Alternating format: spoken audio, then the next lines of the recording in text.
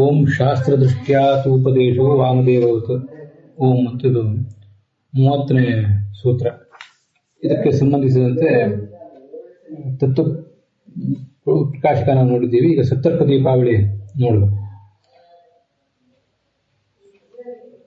ನನು ಪ್ರಾಣೋವಾ ಅಹಮಸ್ಮಿ ಇತ್ಯಾದಿನ ಈ ವೇದ ವಾಕ್ಯದಿಂದ ಇಂದ್ರ ಮತ್ತು ಮನು ಇತ್ಯಾದಿಗಳಿಗೆ ಅಭೇದವೇ ಕಾಣಿಸ್ತಾ ಇದೆ. ಪ್ರಾಣನಿಂದ ಇಂದ್ರಾದಿ ದೇವತೆಗಳೊಂದಿಗೆ ಪ್ರಾಣನಿಗೆ ಅಭೇದ ಕಾಣಿಸ್ತಾ ಇದೆ ಹೊರತು ಅಂತರ್ಯಾಮಿತ್ವ ಕಾಣಿಸ್ತಾ ಇಲ್ವಲ್ಲ.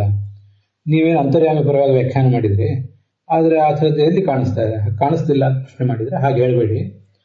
ಅಂತಃ ಪ್ರವಿಷ್ಟ ಶಾಸ್ತಾ ಜನಾನಾಂ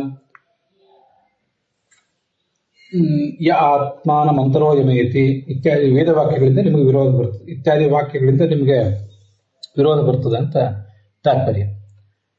ಅಲ್ಲಿ ಅಂತಃ ಪ್ರವಿಷ್ಟ ಶಾಸ್ತಾ ಜನಾನಾಂ ಅಂತನ್ನುವುದು ಎಲ್ಲಿದು ಅನ್ನೋದು ನನಗೆ ಗೊತ್ತಾಗಲಿಲ್ಲ. ತುಂಬ ಹುಡುಕಿದ್ರು ಕೂಡ ಉಪನಿಷತ್ತಿಂದನೋ ಅಥವಾ ಮತ್ತೆ ಯಾವುದು ವೇದವಾಕ್ಯದ್ದು ಇದೇನು ಗೊತ್ತಾಗಲಿಲ್ಲ. ಅಂತೂ ಅಂತಃ ಪ್ರವಿಷ್ಟ ನಮ್ಮೊಳಗಿರುವಂಥವನು ಅಂತ ಸ್ಪಷ್ಟವಾಗಿ ಹೇಳ್ತದೆ. ಶಾಸ್ತ್ರ ಜನಾನಾಂ ಎಲ್ಲ ಜನರಿಗೂ ಕೂಡ ಅದು ಆ ತತ್ವ ಶಾಸ್ತ್ರವೂ ನಿಯಾಮಕವೂ ಕೂಡ ಆಗಿದೆ. ಇಲ್ಲಿ ಶಾಸ್ತಾರು ಶಾಸ್ತಾರ ಅಂತ ಇದು ತೃಚ್ ಪ್ರತ್ಯಂತವಾದಂತಹ ಶಬ್ದ ಇದೆ. ಇದು ಒಂದು. ಇನ್ನೊಂದು ಬೃಹದಾರಣ್ಯಕ ಉಪನಿಷತ್ತಿನಲ್ಲಿ ಅಂತರ್ಯಾಮಿ ಬ್ರಾಹ್ಮಣ ಅಂತ ಪ್ರಸಿದ್ಧವಾದದ್ದಿದೆ. ಅಲ್ಲಿ ಈ ಭಗವಂತ ಹೇಗೆ ಎಲ್ಲದಕ್ಕೂ ಕೂಡ ಅಂತರ್ಯಾಮಿಯಾಗಿದ್ದಾನೆ, ದಿಕ್ಕುಗಳಲ್ಲಿ, ಆತ್ಮನಲ್ಲಿ, ತಮಸ್ಸಿನಲ್ಲಿ, ಪೃಥ್ವಿಯಲ್ಲಿ, ವಾಯುವಿನಲ್ಲಿ ಅಂತ ಹೀಗೆ ಒಂದು 10-15 ಅಂತರ್ಯಾಮಿ ಬ್ರಾಹ್ಮಣದ ವಾಕ್ಯಗಳಿವೆ. ಅಲ್ಲಿ ಯಸ್ಯ ಆತ್ಮ ಶರೀರಂ ಎಂ ಆತ್ಮಾನ ವೇದ ಯ ಆತ್ಮಾನವಂತರೋ ಯಮೇತಿ ಅಂತ ಹೀಗೆಲ್ಲ ಇದೆ. ಅಂತೂ ಅಲ್ಲಿ ಆತ್ಮ, ಪೃಥ್ವಿ, ತೇಜಸ್ಸು, ತಮಸ್ಸು, ಜಲ ಅಂತ ಹೀಗೆಲ್ಲ ಇದೆಯಲ್ಲ. ಇಲ್ಲಿ ಆತ್ಮ ಅಂದ್ರೆ ಜೀವ ಅಂತ ಇಟ್ಕೊಳ್ಳೋಣ ಬೇಕಾದ್ರೆ. ಆ ಜೀವನವನ್ನು ಕೂಡ ಭಗವಂತನಿಗೆ ಒಂದು ಶರೀರದಂತಿದ್ದಾನೆ. ಆದರೆ ಆ ಜೀವನಿಗೆ ಭಗವಂತ ತನ್ನೊಳಗಿರುವ ಭಗವಂತನ ಬಗ್ಗೆ ಪೂರ್ಣವಾದಂತಹ ಜ್ಞಾನ ಇಲ್ಲ. ಯಹ ಆತ್ಮಾನಂ ಅಂತರಹ ಯಮಯತಿ, ಅಂತರಹ ಒಳಗಿದ್ದು ಆ ಜೀವನನ್ನ ಅವನು ಯಮಯತಿ ನಿಯಮನಕ್ಕೊಳಪಡಿಸಿದ್ದಾನೆ ಇತ್ಯಾದಿ ಶ್ರುತಿ ಅಂತಿದೆ. ಶ್ರುತಿ ಅಂತಲೇ ಇರೋದ್ರಿಂದ ಅಂತಃ ಪ್ರವಿಷ್ಟ ಶಾಸ್ತ್ರಾದನ ಅನ್ನೋದು ಕೂಡ ಒಂದು ಶ್ರುತಿಯೇ ಆಗಿದ್ದಿರಬೇಕು. ಇಷ್ಟು ಕಂಡು ಬರ್ತದೆ. ಅದು ಯಾವ ಶ್ರುತಿ ಏನು ಅಂತ ನನಗೆ ಹುಡುಕಿದ್ರು ಕೂಡ ಪ್ರಯತ್ನ ಪಟ್ಟರು ಕೂಡ ಅದೇನು ಸಿಗಲಿಲ್ಲ ಇಲ್ಲಿ. ಇನ್ನೊಂದು ಅಭಿಪ್ರಾಯವನ್ನು ಕೂಡ ಪದ್ಮನಾಭ ತೀರ್ಥರು ಹೇಳ್ತಾರೆ. ಈ ಪ್ರಾಣೋಹಂ ಅಂತ ಅಲ್ಲಿ ಮಾತಿರೋದು ಹೌದು. ಆ ಪ್ರಾಣೋಹಂ ಅನ್ನೋದನ್ನ ನೀವು ಹೇಗೆ ಅರ್ಥ ಮಾಡ್ಕೊಂಡ್ರಿ? ಇಂದ್ರನೇ ಪ್ರಾಣ ಅಂತ ಅರ್ಥ ಮಾಡ್ಕೊಂಡ್ರಿ. ಪ್ರಾಣೋಹಂ ಅಂತ ವಾಕ್ಯ ಇರುವುದು ಹೌದು. ಆ ವ್ಯಪದೇಶ ಅಂದ್ರೆ ವಾಕ್ಯ. ಆ ವಾಕ್ಯವನ್ನು ಅನುಸರಿಸಿ ನೀವು ಹೀಗೆ ಅರ್ಥ ಮಾಡ್ಕೊಂಡ್ರಿ, ಇಂದ್ರನೇ ಪ್ರಾಣ ಅಂತ. ಹಾಗಾದ್ರೆ ಈ ಯಾರೋ ಒಬ್ಬ ಭೂತಾವಿಷ್ಟನಾದಂತಹ ಪುರುಷ ಇರ್ತಾನೆ. ಅವನು ನಾನೇ ಭೂತ ಅಂತ ಹೇಳ್ತಿರ್ತಾನೆ. ಆ ಟೈಮ್ನಲ್ಲಿ ಹೇಳ್ಬೋದು ಅಥವಾ ಆಮೇಲೆ ಹೇಳ್ಬೋದು. ಇದನ್ನು ಗಮನಿಸಿ. ಉಪದೇಶಾತ್ ಗೃಹಾವಿಷ್ಟಸ್ಯಾಪಿ ಪುರುಷಸ್ಯ. ಗ್ರಹಾವಿಷ್ಟ, ಗ್ರಹ ಅಂದ್ರೆ ಭೂತ. ಆ ಗ್ರಹದಿಂದ ಆವಿಷ್ಟನಾದಂತಹ ಒಬ್ಬ ಭೂತ, ಅವನು ಗ್ರಹವೇ ಆಗ್ಬೇಕಾಗಿತ್ತು, ಭೂತವೇ ಆಗ್ಬೇಕಾಗಿತ್ತು. ಯಾಕೆಂದ್ರೆ ಅವನು ಹೇಳ್ತಿರ್ತಾನೆ ಗ್ರಹೋಹಂ ಅಂತ. ಅದು ಪ್ರಶ್ನೆ, ಗ್ರಹೋಹಂ ಯಾವಾಗ ಹೇಳ್ತಾನೆ ಅಂತ ನಮಗೊಂದು ಪ್ರಶ್ನೆ ಬರ್ತದೆ. ಭೂತದ ಆವೇಶ ಇಳಿದ ಮೇಲೆ ಪ್ರಾಯ ಆ ಥರ ಹೇಳ್ತಿರ್ತಾನೆ. ಅಥವಾ ಮೊದಲೇ ಹೇಳ್ತಾನೆ ಅಂತ ಆದಾಗ ನಾನೊಂದು ಭೂತ ಅಂತ ಅವನು ನಮಗದನ್ನು ತೀರ್ಮಾನ ಮಾಡ್ಲಿಕ್ಕೆ ಬರೋದಿಲ್ಲ. ಅಲ್ಲಿ ಪ್ರಾಯ ಮೊದಲೇ ಹೇಳಿರ್ತಾನೆ. ಮೊದಲೇ ಹೇಳಿದ್ರೆ ಇವನು ಈ ವ್ಯಕ್ತಿ ಏನಿರ್ತಾನೆ, ಯಾರು ಈ ಜೀವ, ಹೊರಗಿನ ಜೀವ, ಅವನಿಗೆ ತನಗೇನಾಗ್ತಿದೆ ಅಂತ ಅನ್ನೋದು ಎಚ್ಚರ ಇರೋದಿಲ್ಲ. ಅದರಿಂದ ಅವನು ಸುಮ್ಮನೆ ಇರ್ತಾನೆ. ಒಳಗಿರುವಂತಹ ಭೂತವೇ ತನ್ನ ಅಸ್ತಿತ್ವವನ್ನು ತೋರಿಸ್ತಾ ಇರ್ತದೆ. ಅವಾಗ ಅದು ಗ್ರಹೋಹಂ ಅಂತ ಹೇಳ್ತಿರ್ತದೆ. ಹೇಳುವವನು, ಹೇಳುವ ಬಾಯಿ, ಹೇಳುವ ಮುಖ, ಧ್ವನಿ ಹೊರಗಿಂದು. ಅದಕ್ಕಾಗಿ ನಾನು ಮೊನ್ನೆ ಇದನ್ನ ಉದಾಹರಣೆ ಕೊಟ್ಟೆ. ನನಗೆ ಅದು ಪದ್ಮನಾಭ ತೀರ್ಥರ ಮಾತು ಗಮನಿಸಿಲ್ದೆ ಹೋದ್ರೂ ಕೂಡ ಆ ಉದಾಹರಣೆ ಸೂಕ್ತ ಆಗ್ತದೆ ಅಂತ ಕೊಟ್ಟೆ. ಎಲ್ಲರೊಳಗೂ ಪರಮಾತ್ಮ ಇದ್ದಾನೆ, ಅದು ವಿಚಾರ ಬೇರೆ. ಆದರೆ ಈಗ ಇಂದ್ರನಲ್ಲಿ ವಿಶೇಷವಾಗಿ ಆವಿಷ್ಟನಾಗಿದ್ದಾನೆ ಪರಮಾತ್ಮ.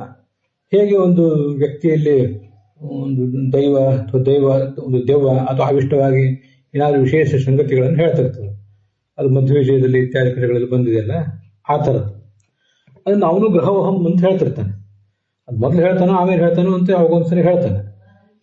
ಈ ಥರ ಇರೋದ್ರಿಂದ ಒಳಗಿರುವ ಗ್ರಹವು ಆವಿಷ್ಟನಾದ ವ್ಯಕ್ತಿಯು ಇಬ್ರು ಕೂಡ ಅಭಿನ್ನರಾಗಿ ಆವಿಷ್ಟನಾದ ವ್ಯಕ್ತಿಯೇ ಗ್ರಹ ಆಗಬೇಕಾಗ್ತದೆ. ಹಾಗೆ ನೀವೇನಾದ್ರೂ ಒಪ್ತೀರಾ? ಇಲ್ಲ. ಅದು ಅನೇಕ ಕಡೆ ಕಂಡಿದೆ. ಯಾರೋ ಅಜ್ಜ ಮುತ್ತಜ್ಜ ಮೊಮ್ಮಗನ ಮೇಲೆ ಆವಿಷ್ಟನಾಗಿ ನನಗಿಂಥದ್ದು ಬೇಕಾಗಿದೆ ಅಂತ ಕೆಲವು ಸರಿ ಹೇಳ್ತಿರ್ತಾನೆ. ಅದರಿಂದ ಮನೆ ಮಂದಿಗೆಲ್ಲ ತಿಳಿಯುವಂತಿರ್ತದೆ. ಅದು ನೀವು ಅದ್ವೈತಿಗಳಾಗಲಿ ಬೇರೆ ವಾದಿಗಳಾಗಲಿ ಆ ಒಳಗೆ ಪ್ರವಿಷ್ಟವಾದ ಒಳಗೆ ಪ್ರವೇಶಿಸಿರುವ ಶಕ್ತಿಯು ಮತ್ತು ಆ ಪ್ರವೇಶಕ್ಕೆ ಒಳಗಾದ ಆವಿಷ್ಟ ಅಂದ್ರೆ ಪ್ರವೇಶಕ್ಕೆ ಒಳಗಾದ ಅಂತ ಅದನ್ನ ಗಮನಿಸಿ. ಅದು ಕನ್ಫ್ಯೂಸ್ ಆಗೋದು. ಅದು ಆವಿಷ್ಟ ಅನ್ನೋ ಶಬ್ದಕ್ಕೆ ಪ್ರವೇಶಕ್ಕೆ ಒಳಗಾದ ಅಂತನೂ ಅರ್ಥ ಆಗ್ತದೆ, ಪ್ರವೇಶ ಮಾಡಿರುವ ಅಂತನೂ ಅರ್ಥ ಆಗ್ತದೆ. ಸಂದರ್ಭಕ್ಕನುಸಾರ ಅದನ್ನು ತಿಳ್ಕೋಬೇಕಷ್ಟೆ. ಅದು ಕೂಡ ಗ್ರಹ ಆಗಬೇಕಾಗಿತ್ತು. ಆದ್ರಿಂದ ಈಗೆಲ್ಲ ಏನು ಅರ್ಥ ಹೇಳ್ಬೇಕಂದ್ರೆ, ಈಗ ಸಿಂಹದ ವೇಷವನ್ನು ಧರಿಸಿರುವಂತಹ ನಟನನ್ನ ಕೆಲವು ಸರಿ ಜನ ನೋಡಿ, ಓ ನಮ್ಮ ನಟ ಸಿಂಹನಾಗಿಬಿಟ್ಟ ಅಂತ ಹೇಳ್ತಿರ್ತಾರೆ. ನಟಃ ಸಿಂಹೋ ಜಾತಃ, ಅದನ್ನ ಈ ಕಡೆ ಇಟ್ಕೋಬೇಕು. ನಟನು ಸಿಂಹನಾಗಿಬಿಟ್ಟ ಅಂತ ಹೀಗೆ ಹೇಳ್ತಿರ್ತಾರೆ. ಅದರಂತೆ ಸರ್ವಾಧಿಷ್ಠಾತ ಎಲ್ಲರನ್ನೂ ಪ್ರವೇಶ ಮಾಡಿರುವಂತಹ ಪ್ರಾಣಶಬ್ದ ವಾಚ್ಯನಾದವನು ಈ ವಿಷ್ಣು. ಅವನಿಗೆ ಈ ಇಂದ್ರನಿಗೂ ಅಭೇದವನ್ನು ಹೇಳಿದರೆ ನಟನೆ ಸಿಂಹ ಆದ ಅಂತಂದ್ರೆ ಸಿಂಹದ ಪಾತ್ರವನ್ನು ಚೆನ್ನಾಗಿ ನಿರ್ವಹಿಸಿದ ಅಂತ ಹೇಗೆ ಅರ್ಥನೋ ಆ ಥರ ನೀವು ಬೇರೆ ಬೇರೆ ರೀತಿಯಾದ ಅರ್ಥ ಮಾಡಬೇಕು. ಇಂದ್ರನ ಭಗವಂತನ ಆವೇಶಕ್ಕೊಳಗಾಗಿ ಅವನು ಏನು ಮಾಡಬೇಕೋ ಅದನ್ನು ಮಾಡಿದ. ಅದಂತ ಇಂತ್ಯಾದಿ ಅಭೇದ ವ್ಯಪದೇಶ ನ ಅನುಪಪನ್ನ. ಇಂದ್ರನೇ ಪ್ರಾಣ ಅಂತ ಹೀಗೆ ಅಭೇದವನ್ನು ಹೇಳಿದಾರಲ್ಲ, ಅದು ತಪ್ಪೇನಲ್ಲ. ಆದರೆ ಅದರ ದೃಷ್ಟಿಕೋನ ಏನು ಅಂತ ನಾವಲ್ಲಿ ವಿಚಾರ ಮಾಡಬೇಕು ಅಂತ ಅದರ ತಾತ್ಪರ್ಯ. ನ ಅನುಪಪನ್ನ. ಇಲ್ಲಿ ತಥಾಚ ಪಾದ್ಮವಚನಂ ಅಂತಿದೆ ಮುಂದೆ, ಅದು ತತ್ತನ್ನಾಮ್ನ ಅಂತ ಅದು ಹಾಗರ್ಥ. ತತ್ತನ್ನಾಮ್ನ ಉಚ್ಯತೆ ವಿಷ್ಣು ಅಂತ. ಅದಾದ್ಮೇಲೆ ಈ ದೃಷ್ಟಶ್ಚ ಅಂತರ್ಯಾಮಿ ವಿವಕ್ಷಯ ಅಹಂ ಶಬ್ದ ಶ್ರುತ್ಯಂತರೆ. ಈ ಅಂತರ್ಯಾಮಿಯನ್ನ ವಿವಕ್ಷೆಯಲ್ಲಿ ಇಟ್ಕೊಂಡು ಬೇರೆ ಬೇರೆ ವೇದ ವಾಕ್ಯಗಳಲ್ಲಿ ಈ ಥರ ಎಲ್ಲ ಈ ಅಹಂ ಅನ್ನೋ ಶಬ್ದವನ್ನು ಪ್ರಯೋಗ ಮಾಡುವುದು ಕಂಡಿದೆ. ಅದೆಲ್ಲಿ ಕಂಡಿದೆ? ಈಗ ನಾವು ನೋಡ್ತಾ ಇರುವಂಥದ್ದು ಐತರೇಯ ಉಪನಿಷತ್ತು. ಇದು ಋಗ್ವೇದಕ್ಕೆ ಸಂಬಂಧಪಟ್ಟದ್ದೇ. ಋಗ್ವೇದದ್ದೇ 4ನೇ ಮಂಡಲದಲ್ಲಿ ಮತ್ತೊಂದು ಕಡೆ ಏನು ಕಂಡಿದೆ? ತದ್ಧೈ ತತ್ಪಶ್ಯತ್ ಋಷಿರ್ವಾಮದೇವ ಪ್ರತಿಪೇದೆ ಅಂತ ಹೀಗೆ ಅಲ್ಲಿ ವೇದವಾಕ್ಯ ಕಂಡು ಬರ್ತದೆ. ಅದಕ್ಕೆ ಏನರ್ಥ ಅಂತ ಅನ್ನೋದನ್ನ ಈಗ ನೋಡೋಣ. ಇದು ಋಗ್ವೇದದ 4ನೇ ಮಂಡಲದ 26ನೇ ಸೂಕ್ತ. ವಾಮದೇವ ಗೌತಮ ಇದರ ಋಷಿ, ಇಂದ್ರ ಇದರ ದೇವತ, ತ್ರಿಷ್ಟುಪದರ ಛಂದಸ್ಸು. ಅಹಂ ಮನುರಭವಂ ಸೂರ್ಯಶ್ಚಾಹಂ ಕಕ್ಷೀವಾಂಗ್ ಋಷಿರಶ್ಮಿ ವಿಪ್ರಹ ಅಹಂ ಕುತ್ಸಮಾರ್ಜುನೇಯಂ ರಂಜೇಹಂ ಕವಿರುಷನಾ ಪಶ್ಯತಾಮ ಅಂತಿಷ್ಟದ ಮಂತ್ರ. ಅಲ್ಲಿ ತದ್ಧೈತತ್ ಪಶ್ಯನ್ ಋಷಿರ್ವಾಮದೇವ ಪ್ರತಿಪೇದೆ ಅಂತೇನಿದೆಯಲ್ಲ, ಅದು ಬಹುಶಃ ಅಲ್ಲಿ ಹಿಂದೆ ಬರುವಂಥ ಹಿಂದಿನ ಭಾಗದಲ್ಲಿ ಬರುವಂಥ ಮಾತಾಗಿದ್ದಿರಬೇಕು. ನಮಗೀಗ ಇಲ್ಲಿ ಬೇಕಾಗಿರುವುದು ಇದು, ಅಹಂ ಮನುರಭವಂ ಸೂರ್ಯ ಅಂತ ಈ ವಾಕ್ಯ. ಅದಕ್ಕೆ ಅಲ್ಲೇ ಮುಂದೆ ಅಹಂ ಭೂಮಿ ಮದಾಮಾರ್ಯಾಯ, ನಮ್ಮ ಅಣ್ಣನಾದ ಇಂದ್ರನಿಗೆ ನಾನೇ ಭೂಮಿಯನ್ನು ಕೊಟ್ಟೆ, ಉಪೇಂದ್ರನಾಗಿ ವಾಮನನಾಗಿ ಅವತರಿಸಿ ನಾನು ಭೂಮಿಯನ್ನು ಕೊಟ್ಟೆ ಅಂತ ಹೀಗೆಲ್ಲ ಅಲ್ಲಿ ಆ ವೇದವಾಕ್ಯಗಳಿವೆ. ಇದಕ್ಕೆ ಹೇಗೆ ಅರ್ಥ ಮಾಡ್ತಾರೆ ಸಾಯಣಾದಿಗಳ ಭಾಷ್ಯವನ್ನು ಕೂಡ ಅಲ್ಲಿ ಗಮನಿಸಬಹುದು. ಗರ್ಭೇ ವಸನ್ ವಾಮದೇವ, ಈ ಗರ್ಭದಲ್ಲೇ ಇರುವಂತಹ ವಾಮದೇವ ಉತ್ಪನ್ನ ತತ್ವಜ್ಞಾನ, ಅವನಿಗೆ ಅದ್ವೈತ ಜ್ಞಾನ ಆಗಿದೆ. ಸಾರ್ವಾತ್ಮ್ಯಂ ಸ್ವಾನುಭವಂ ಮನ್ವಾದಿ ರೂಪೇಣ ಪ್ರದರ್ಶಯನ್ನಾಹ, ತಾನು ಸರ್ವಾತ್ಮನಾಗಿದ್ದೇನೆ, ಸರ್ವಕ್ಕಿಂತ ಅಭಿನ್ನನಾಗಿದ್ದೇನೆ ಅಂತ ಅವನಿಗೆ ಅನುಭವ ಬಂತು. ಅದನ್ನೇ ಅವನು ಮನುವಾಗಿದ್ದೇನೆ, ಸೂರ್ಯನಾಗಿದ್ದೇನೆ ಇತ್ಯಾದಿ ಮಾತಿನಿಂದ ವ್ಯಕ್ತ ಮಾಡಿದ. ಅಹಂ ವಾಮದೇವ, ನಾನು ವಾಮದೇವನಿದ್ದೇನೆ, ನಾನೇ ಇಂದ್ರನು, ಮನುವು ಮತ್ತು ಸರ್ವಸ್ಯಮಂತ ಅಂದ್ರೆ ಪ್ರಜಾಪತಿ, ಇದೆಲ್ಲವೂ ಆದ. ಸೂರ್ಯಶ್ಚ, ಎಲ್ಲದಕ್ಕೂ ಪ್ರೇರಕನಾದ ಸವಿತಾ ದೇವತೆಯು ನಾನೇ ಆದೆ, ಅಂದ್ರೆ ಸೂರ್ಯನು ನಾನೇ ಆದೆ. ವಿಪ್ರ ಅಂದ್ರೆ ಮೇಧಾವಿಯಾದಂಥ ಕಕ್ಷೀವಾನ್ ಎಂಬ ಋಷಿ, ದೀರ್ಘತಮಸ್ಸೆಂಬ ಋಷಿಯ ಮಗ. ಈ ಎಲ್ಲ ಋಷಿಗಳು ಕೂಡ ನಾನೇ ಆದೆ. ಮತ್ತೆ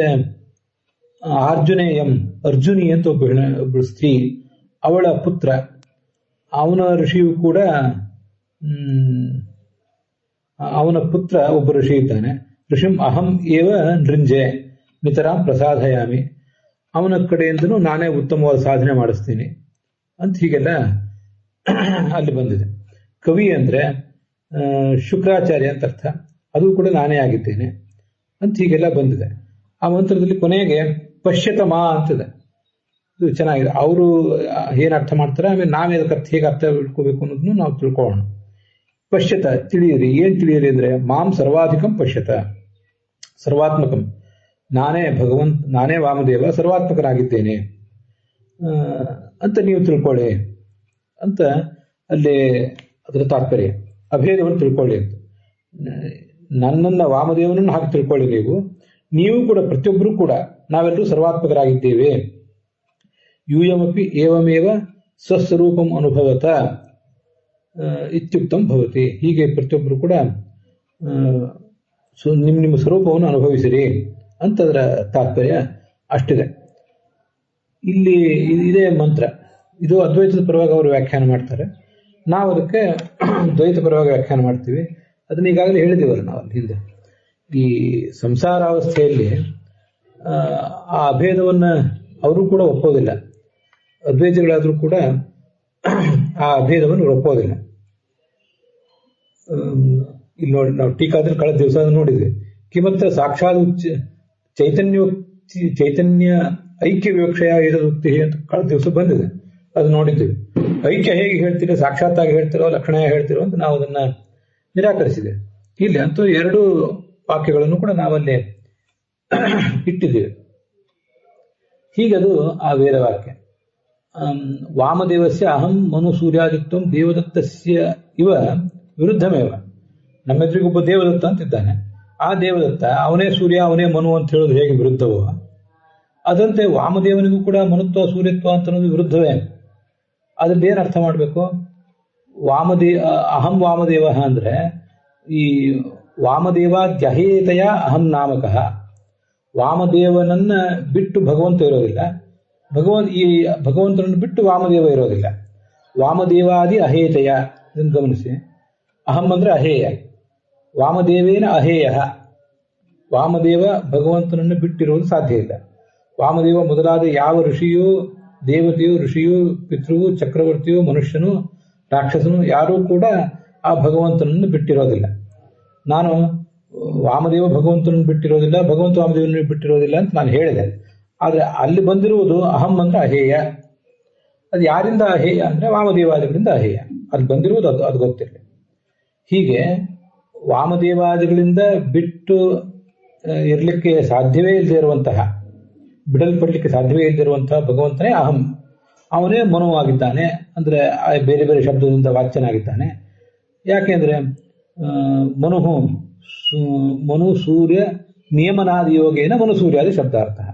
ಮನುವನ್ನು, ಸೂರ್ಯನನ್ನು, ಪ್ರಜಾಪತಿಯನ್ನು ಮತ್ತೆಲ್ಲರನ್ನು ಕೂಡ ಅವನೇ ನೇಮಿಸ್ತಾನೆ ಅಂತ ಅರ್ಥ. ಅದರಿಂದಲೇ ನಾವೇನ್ ಮಾಡ್ಬೇಕು ಅಂದ್ರೆ, ಈಗ ನಾವು ಪಶ್ಯತಮ ಅಂತ ಒಂದು ಅಲ್ಲಿ ವೇದವಾಕ್ಯ ಇದೆಯಲ್ಲ, ಅದನ್ನು ಕೂಡ ಭಗವಂತನೇ ಹೇಳಿದ್ದಾನೆ ಅಂತ ತಿಳ್ಕೋಬೇಕು. ಪಶ್ಯತಾಮ, ಎಲ್ಲಾ ಜನರೇ ನನ್ನನ್ನು ನೋಡ್ರಿ, ನನ್ನ ಸರ್ವಾಂತರ್ಯಾಮಿತ್ವವನ್ನು ನೋಡ್ರಿ ಅಂತ ಭಗವಂತ ಹೀಗೆ ತನ್ನ ಸಾಧಕರ ಭಕ್ತರಾದವರೆಲ್ಲರನ್ನು ಕೂಡ ಉದ್ಧರಿಸಿ ಹೇಳಿದ್ದಾನೆ. ಅದೇ ಮುಂದೆ ಬರುವಂತ ಮಾತ್ರ ಅಹಂ ಭೂಮಿಮದ ಮಾರ್ಯಾಯ, ನಾನು ಅಣ್ಣನಿಗೆ ಈ ಭೂಮಿಯನ್ನು ಕೊಟ್ಟೆ ಅಂತ. ಅದಕ್ಕೆ ಅವರು ಆ ಅಣ್ಣ ಅಂತ ಅನ್ನೋದಕ್ಕೆ ಒಂದೇನೋ ಬೇರೆ ಅರ್ಥ ಮಾಡ್ತಾರೆ. ಆಯಾ ಪ್ರಸಂಗಕ್ಕೆ ತಕ್ಕಂತೆ ಅವರವರಿಗೆ ಅರ್ಥ ಅದು ಚೆನ್ನಾಗಿ ಕಾಣಿಸ್ತದೆ, ಅದರಿಂದ ಅದನ್ನು ಮಾಡಿರ್ತಾರೆ. ಅಹಂ, ನಾನು ವಾಮದೇವ ಅಥವಾ ಇಂದ್ರ ಆರ್ಯನಾದ ಮನುವಿಗೆ ಆ ಭೂಮಿಯನ್ನು ಕೊಟ್ಟೆ ಅಂತ ಅವ್ರಿಗೆ ಅರ್ಥ ಮಾಡ್ತಾರೆ. ಆರ್ಯನಾದ ಮನು ಅಂದ್ರೆ ಸ್ವಯಂಭೂ ಮನು ಇತ್ಯಾದಿಗಳಿಗೆ ಯಾರಿಗೊಬ್ಬರಿಗೆ ಅವ್ರಿಗಿಂತ ಜ್ಯೇಷ್ಠನಾದವನು ಇಂದ್ರ. ಇಂದ್ರ ಅವರಿಗೆ ಮನುವನ್ನು ಭೂಮಿಯನ್ನು ಕೊಟ್ಟು ಆಳ್ಲಿಕ್ಕೆ ಅವ್ರನ್ನ ನೇಮಿಸಿದ. ಆದ್ರಿಂದ ಮನ್ವಂತರಗಳು ನಡೀತು ಅಂತ ಅವರ ತಾತ್ಪರ್ಯ. ನಮ್ಮಲ್ಲಿ ಆರ್ಯ ಅಂದ್ರೆ ಅಣ್ಣನಾದ ಇಂದ್ರ, ತಮ್ಮನಾದ ಉಪೇಂದ್ರ ಕೊಟ್ಟವನು, ಹೀಗರ್ಥ.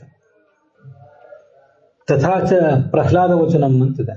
ಹಾಗೇನೆ ಪ್ರಹ್ಲಾದನ ಮಾತಿದೆ ಅಂತ.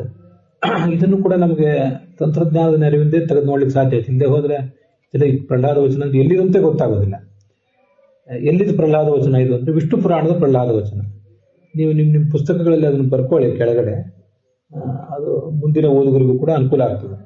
ವಿಷ್ಣು ಪುರಾಣದಲ್ಲಿ ಮೊದಲನೇ ಅಂಶ, ವಿಷ್ಣು ಪುರಾಣದಲ್ಲಿ ಅಂಶಗಳು ಅಂತ ಅದನ್ನು ವಿಭಾಗ ಮಾಡ್ತಾರೆ. ಮೊದಲನೇ ಅಂಶದಲ್ಲಿ 19ನೇ ಅಧ್ಯಾಯದಲ್ಲಿ 85ನೇ ಶ್ಲೋಕದಲ್ಲಿ ಈ ಶ್ಲೋಕ ಬಂದಿದೆ. ಸರ್ವಗತ್ವಾದನಂತಸ್ಯ ಸಯೇವಾಹಂ ಅವಸ್ಥಿತಃ ಅಂತ ವಾಕ್ಯ. ಇದು ರಾಮಾನುಜ ಭಾಷ್ಯದಲ್ಲಿಯೂ ಕೂಡ ಬಂದಿದೆ ಈ ಈ ಒಂದು ವಿಷ್ಣು ಪುರಾಣದ ವಾಕ್ಯ.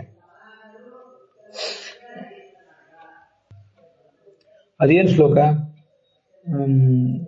ಅಲ್ಲಿ ಹೀಗೆ ಒಳಗಿರುವ ಭಗವಂತನೇ ಮಾತ್ರ ಆಡಬಹುದಾದ ಕೆಲವು ಶ್ಲೋಕಗಳಿವೆ. ಅದು ಪ್ರಹ್ಲಾದನ ಮುಖದಿಂದ ಬಂದಿದೆ. ಹಿರಣ್ಯಕಶಿಪು ಅವನ ಸಂಹಾರ ಆಗುವ ಮುಂಚೆ ಅಥವಾ ಆಮೇಲೆ ಆಗುವ ಬಂದಿರುವ ಪ್ರಸಂಗ ಅದು. ಎತ್ತ ಸರ್ವಸ್ಥಿತಂ ಲೀನಮಿತಿವ, ಅದು ಅದರ ಈಗ ನಾವು ನೋಡ್ತಿರುವುದರಲ್ಲಿ ಒಂದಿಷ್ಟು ವ್ಯಾಖ್ಯಾನ ಇದೆ. ಅದಕ್ಕೆ ವಿಷ್ಣು ಚಿತ್ತ ಅನ್ನೋರು ಮಾಡಿದ ವ್ಯಾಖ್ಯಾನ, ಅವರೊಬ್ಬರು ಆಳ್ವಾರ್, ಅವರು ವಿಷ್ಣು ಚಿತ್ತ ಆಳ್ವಾರ್ ಅಂತ ಹೇಳಿ ರಾಮಾನುಜರ ಮುಂದಿನ ಪರಂಪರೆಯವರು.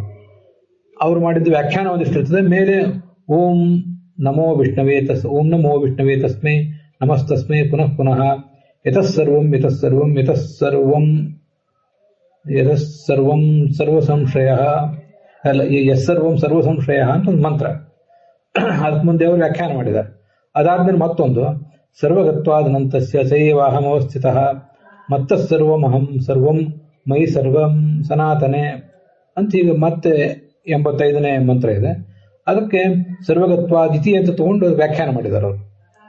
ಮೊದಲು ಮೇಲೆ ವ್ಯಾಖ್ಯೇಯವಾದ ಶ್ಲೋಕ ಇರ್ತದೆ, ಕೆಳಗೆ ವ್ಯಾಖ್ಯಾನ ಇರ್ತದೆ. ಅವೆರಡಕ್ಕೂ ಸೇಮ್ ನಂಬರ್ ಕೊಟ್ಟಿರ್ತಾರೆ ಅವರು. ಆ ದೃಷ್ಟಿಯಿಂದ ನೀವು ಅಲ್ಲಿ ವ್ಯಾಖ್ಯೇಯ ಯಾವುದು ವ್ಯಾಖ್ಯಾನ ಯಾವುದು ಅಂತ ತಿಳ್ಕೊಳ್ಬೇಕು. ಇದು ಪ್ರಹ್ಲಾದ ಹೇಳಿದಂತಹ ಮಾತು ರಾಮಾನುಜ ಭಾಷ್ಯದಲ್ಲಿ ಬಂದಿದೆ. ಅದನ್ನೇ ಪದ್ಮನಾಭ ತೀರ್ಥರು ಕೂಡ ಉದ್ಧರಿಸಿದ್ದಾರೆ. ಏತ ಪ್ರತಿಪಾದಯ ಸೂತ್ರ ಉಪನ್ಯಾಸಿ ವ್ಯಾಚಷ್ಟೇ ಶಾಸ್ತ್ರ ಇತ್ಯಾದಿನ. ಇದು ಒಂದು ಸಂಗತಿ. ಇನ್ನೊಂದು, ಕಳೆದ ದಿವಸ ನಾವು ನೋಡಿದ್ವಿ ಈ ಸಂವಿಚ್ಛಾಸ್ತ್ರಂ ಪರಂಪದಂ ಅಂತ. ಅದನ್ನು ಕೂಡ ನಿಮ್ಮ ಪುಸ್ತಕದಲ್ಲಿ ನೀವು ಹಾಕ್ಕೊಳ್ರಿ. ಸ್ವಪ್ನೋ ಮಾಯಾಗ್ರಹಶ್ಚಯ್ಯ ಜಾಗೃತಾಭಾಸ ಆತ್ಮನಃ ನಾಮರೂಪ ಕ್ರಿಯಾವೃತ್ತಿ ಸಂವಿಚ್ಛಾಸ್ತ್ರಂ ಪರಂಪದಂ. ಇದು ಭಾಗವತದ 1ನೇ ಸ್ಕಂದದ 6ನೇ ಅಧ್ಯಾಯದ 17ನೇ ಶ್ಲೋಕ. ಅದನ್ನು ಕೂಡ ನಿಮ್ಮ ಎಲ್ಲರ ಪುಸ್ತಕದಲ್ಲಿ ಹಾಕೊಂಡಿದ್ರೆ ಮುಂದಿನವರಿಗೆ ಓದುವವರಿಗೆ ಸುಲಭ ಆಗ್ತದೆ, ಗುರುತು ಮಾಡ್ಕೊಂಡಿದ್ರೆ. ಅಲ್ಲಿಗೆ ಈ ಭಾಗ ಸಮಾಪ್ತ ಆಗಿದೆ.